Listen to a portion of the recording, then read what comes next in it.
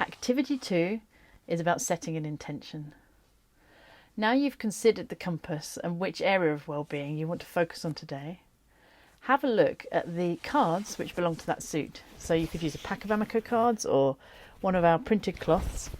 And the first thing to do is to check the cloth and see, the first thing to do is to check the cards and see if there's one or two things there that you already do for your well-being. You can either talk about those with someone else if you're working in a pair, or if you're working by yourself, just make some notes. Having looked at what you already do, the next step is to think about what you might like to do next, moving forward. This could be something that you want to do more of, or it could be a new thing you want to try for the first time.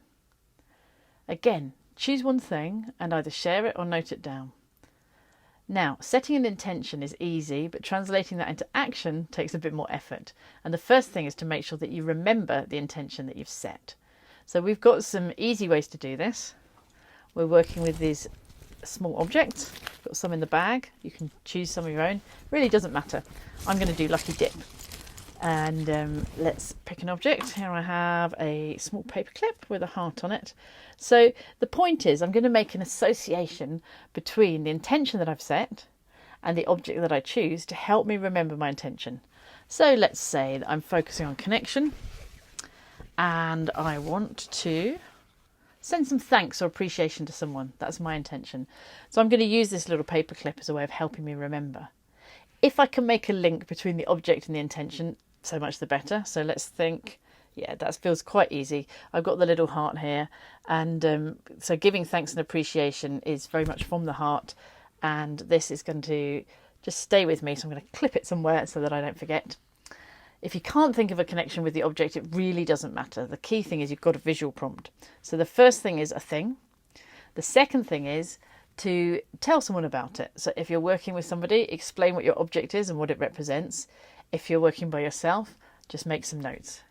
And then the third thing is to make a bit of a promise to yourself that you're going to do this thing.